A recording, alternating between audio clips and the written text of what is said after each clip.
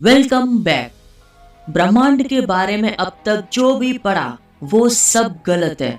ब्रह्मांड का विस्तार नहीं हो रहा।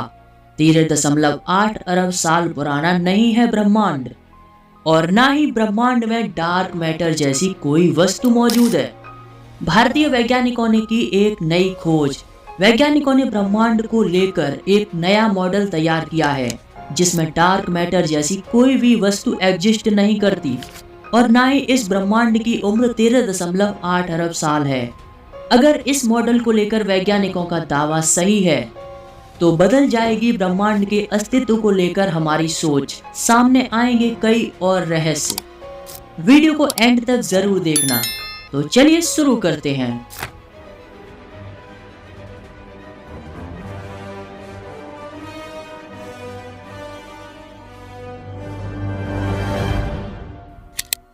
हमारा ब्रह्मांड आज भी रहस्यों से भरा हुआ है।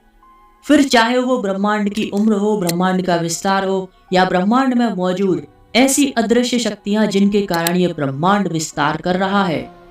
ब्रह्मांड में हुई रिसर्च बताती है कि हमारा ब्रह्मांड 3 पदार्थों से मिलकर बना है: डार्क मैटर, डार्क एनर्जी और सामान्य पदार्थ। वैज्ञानिक बताते हैं कि ब्रह्मांड का 95% हिस्सा, जिसमें 27% डार्क मैटर और 68% डार्क एनर्जी से मिलकर बना है, और बाकी बचा 5% हिस्सा सामान्य पदार्थ से मिलकर बना है। लेकिन ब्रह्मांड का जो 90% हिस्सा है वो आज तक अदृश्य है। डार्क मैटर का अस्तित्व आज भी एक कल्पना है। इसके बिना तारे, ग्रहों और आकाश गंगाओं का व्यवहार नहीं समझा जा सकता। डार्क मैटर और डार्क एनर्जी पूरी तरह से अदृश्य है, कोई भी प्रकाश या ऊर्जा का उत्सर्जन नहीं करती, और ना ही आज तक डार्क मैटर और डार्क एनर्जी का पता किसी भी वैज्ञानिक उपकरण के द्वारा लगाया गया है। डार्क एनर्जी और डार्क मैटर एक कल्पना मात्र है।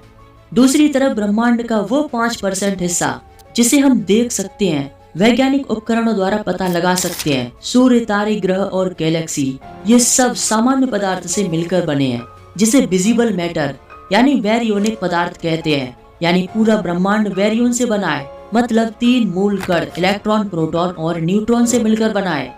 लेकिन ब्रह्मांड का 95% हिस्सा डार्क मैटर और डार्क एनर्जी से बना हुआ है, जिसे हम कभी देख नहीं सकते। वैज्ञानिक केवल ये इमेजिन करते हैं कि डार्क एनर्जी भी बैरियन से बनी हो सकती है, जो विभिन्न प्रकार के कणों से मिलकर बनी है। हालांकि अभी कुछ भी स्पष्ट नहीं है।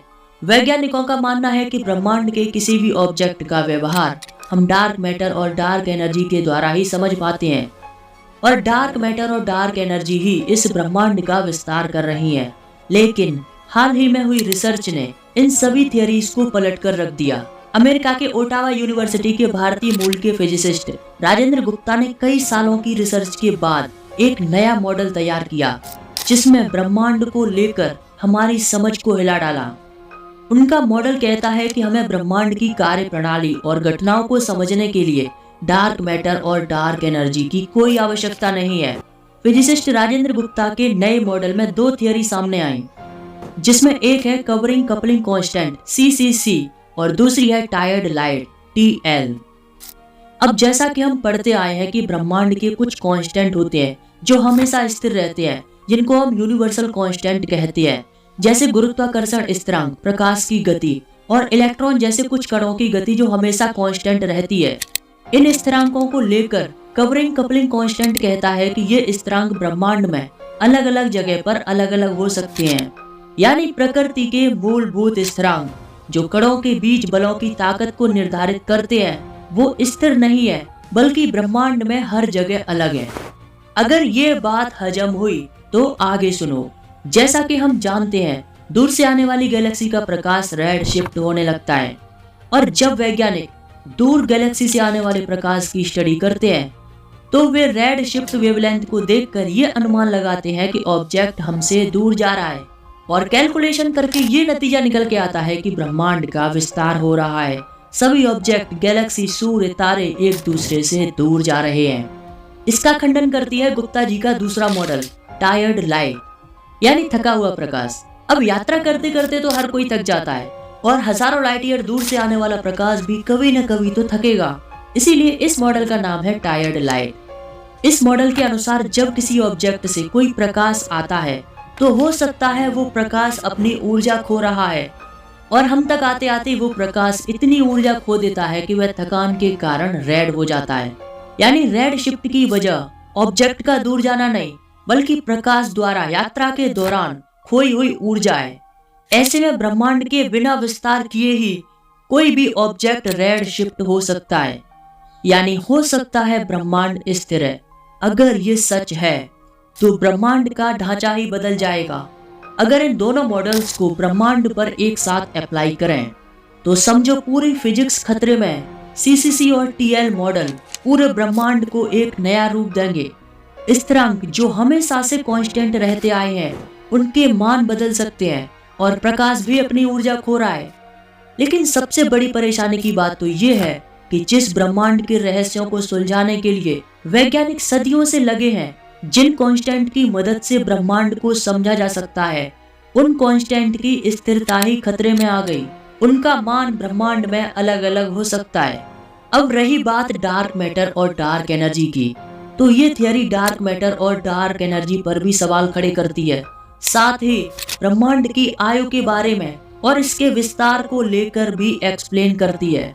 राजेंद्र गुप्ता के अनुसार ये ब्रह्मांड 26.7 अरब साल पुराना है और ये डार्क मैटर के अस्तित्व को भी नकारते हैं। और ऐसा करने पर इनके मॉडल्स ब्रह्मांड के अस्तित्व पर एक बड़ा सवाल खड़ा करते हैं। अब ये नया मॉडल है तो चुनौतियों का सामना तो करना पड़ेगा। ये दो मॉडल वैज्ञानिकों के साथ साथ पूरे ब्रह्मांड के अस्तित्व को लेकर खलबली मचा देंगे। सीसीसी और टीएल ने सदियों से चले आ रहे सिद्धांतों को ही बदल दिया। बिग बैंग मॉडल के अनुसार भौतिक स्थिरांक की स्थिरता और ब्रह्मांड के विस्तार का समर्थन करने वाले कई सबूत हमारे पास मौजूद हैं। ऐसे में अगर सीसीसी और टीएल सही है तो यूनिवर्सल माइक्रोवेव बैकग्राउंड रेडिएशन से लेकर आकाशगंगाओं के निर्माण से विकास तक और सभी ब्रह्मांडीय घटनाओं की व्याख्या करने के तरीकों में एक ऐसा परिवर्तन होगा मानो ब्रह्मांड के बारे में अब तक जो भी पढ़ा वो सब एक सफेद झूठ हो। फिलहाल सीसीसी और टीएल मॉडल को सिद्ध करने के लिए सबूतों की कमी से गुजरना होगा। इसके लिए यूनिवर्सल माइक्रोवेव बैकग्राउंड का सटीक मापन, दूरस्थ सुपरनोवा का अध्ययन और सबसे खास ब्रह्मांड के विभिन्न क्षेत्रों में मूलभूत स्थिरांकों में भिन्नता को साबित करने के लिए नई खोज करनी होगी। इन शॉर्ट, भारतीय मूल के फिजिसिस्ट राजेंद्र गुप्ता के नए मॉडल सीसीसी और टीएल मॉडल ने ब्रह्मांड की संरचना के साथ ब्रह्मांड के विस्तार और आयु को नई चुनौतियां दी हैं। जिसमें सीसीसी मॉडल कहता है कि जितने भी यूनिवर्सल कांस्टेंट हैं ब्रह्मांड में अलग अलग जगह पर अलग अलग होते हैं, और टीएल मॉडल कहता है कि प्रकाश का रेड शिफ्ट होना ऑब्जेक्ट का दूर जाना नहीं है, यानी ब्रह्मांड विस्तार कर रहा है, ये जरूरी नहीं है। आपको ये वीडियो कैसी लगी? वीडियो नॉलेजेबल लगी तो वीडियो को लाइक जरूर करें और चैनल पर नए हैं तो सब्सक्राइब करें। और हाँ, यूनिवर्स की एज कितनी है नीचे कमेंट में जरूर बताना। तो मिलते हैं एक और एपिसोड में, तब तक के लिए थैंक्स फॉर वॉचिंग।